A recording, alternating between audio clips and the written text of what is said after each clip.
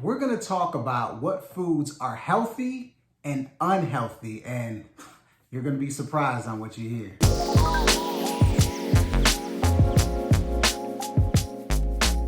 Welcome back, everybody. Thank you for tuning into my channel, and I appreciate all the love that you guys have shared with me. Make sure you hit that subscribe button if this is your first time checking out the channel, especially if you're interested in natural health and diet. But today, we're going to dive into foods that are healthy and foods that are unhealthy, and you're going to be surprised on what you hear. First food I'm going to talk about are beans. Now, a lot of people eat beans, specifically vegetarian and vegans eat beans, but unfortunately they are unhealthy. See, beans are a complex carbohydrate. What that means is that once you ingest beans, your body has to go through a significant energy burden process just to process the beans into a simple carbohydrate that can be utilized by the cells. When we're talking about my EAT philosophy, which is energy efficiency, avoiding acid-forming foods, and toxicity, does not pass the energy efficiency test because your body is expending a lot of energy just to get these beans to actually be utilized by the body. Not to mention, when you eat beans, they also conjure up a lot of different gases within the body, which I'm sure a lot of you know. When you eat beans, you have a lot of gas. So just some more reasons why you should not eat beans. On top of that, they make you constipated. And anything that makes you constipated and halts the elimination within your body and also causes dehydration is something you do not want to consume on a consistent basis. So beans are unhealthy. But let's keep it moving. What about avocados? Avocados, man, just super yummy and ultimately are healthy. Avocados are very healthy for you, but they need to be eaten in moderation. Reason being is because they are heavily fat. There's a lot of fat content within an avocado. Roughly 75% of the calories of an avocado is fat. So why don't you want to have too much fat? Well, like when it comes to fat itself, you don't want to have more than 10% of your diet as fat intake. When you eat a full avocado, that will push those numbers up regardless of what else you're eating. But if you are on the natural health and diet and you're eating a lot of fruits and leafy greens, as soon as you start to add avocado to the mix, it's going to push those numbers up past 10%. For anyone who's ever read Douglas Graham's 80-10-10 diet book, you want to stay 80% carbs, 10% protein max, 10% fat max. And avocados are fattening, so very healthy, but you want to eat those in moderation for sure. Next up, seedless fruits. And I love talking about seedless fruits. I might do an entire video on seedless fruits because there is a debate within the natural health and diet circle, per se. Some believe that eating seedless fruits are not good for you, and some believe they are good for you. I fall on the other side. I do believe seedless fruits are good for you because from a nutritional value standpoint, there is no difference between a seedless fruit and a seeded fruit. The only difference is, obviously, is a seeded fruit, can reproduce, and a seedless fruit cannot. Now, some may say from a nature perspective that seedless fruits are better. I get that. If we only had seedless fruits, then we wouldn't have those fruits to reproduce themselves. But here's the thing. Hybridization takes place in nature all the time. And that's all a seedless fruit is. It is not GMO. It's not genetically modified. It is merely a hybrid. And from a health perspective and nutritional value perspective, there's no difference between a seedless and a seeded fruit. So I tell everybody this, hey, look, we have bigger things to worry about than if there are seeds in our fruit or not when it comes to diet.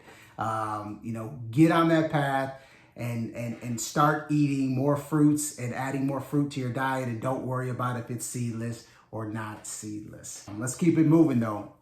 Oils, specifically avocado oil, black seed oil, right? Oils in general. Oils are unhealthy. It doesn't matter how you slice it. Don't matter if it's canola. Don't matter if it's avocado, black seed oil, vegetable oil, olive oil, they are all unhealthy. And let me break down why. I know there's misconceptions out there that avocado oil is better than olive oil or better than canola oil for whatever type of reasons, and that we need fat in our diet. Look, fat is a byproduct of foods. I mean, there's fat in fruits. So, like, to sit here and say that we actually need an abundance of fat in our diet is really not based off of anything. Fat is a big root of a lot of disease within the body. And if you've done any studying on fat and a lot of terrain-based diseases, which all diseases are terrain-based, you'll realize that fat is a big issue why. And here's the thing. Oil is not only fat, and when I say not only fat, it is 100% fat. Like, there is no other nutritional element to oils. It is 100% fat. The worst part about it is that it is isolated fat, meaning it is not even in its whole form. You eat an avocado, it is heavy fat, but it's in its whole form, meaning you're getting more than just fat out of an avocado.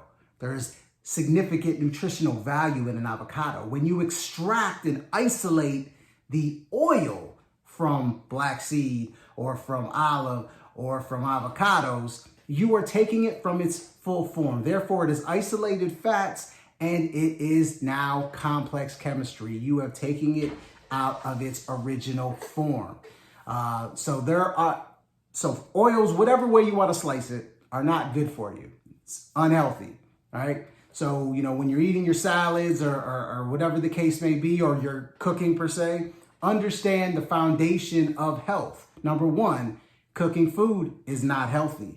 Now, a lot of us do it, including myself, right? And we're all on the journey to become healthier and to become better. Well, we have to know the gold standard. We have to have the foundation in order to do those things. And the truth is that oils, whichever way you slice it, are not good for you. They are extremely unhealthy. So what are some alternatives? You're eating a salad. There are a lot of fruit-based dressings that you can create out there. Just Google it. There's a bunch of them and they're extremely tasty. You'd be surprised. So when it comes to oils, try to stay away from them as much as you can. And the last one is one of my favorite topics, and that is cannabis. Cannabis. And I'm not talking about the rapper, even though he's amazing as well. I am talking about the herb. And from a health perspective, the herb itself has a lot of healthy benefits associated with it. The real kicker is two things. Number one, how are you consuming it? And number two, what is the purpose behind the consumption? So I'll start with number one, how are you consuming it? If you are smoking cannabis, extremely unhealthy. Why? Well, you're introducing fire and smoke to the herb, which now has changed the chemical composition of the herb. When you introduce smoke or fire to anything, and this includes cooking, like we've talked about before, that complex chemistry that's going within your body causes issues. Number one, from the smoke perspective, the inhaling of smoke obviously has a major effect on your lungs and also creates things like tar within the body. On top of that, when you smoke cannabis, it kills brain cells. Two things you don't want to mess with, the lungs and your brain.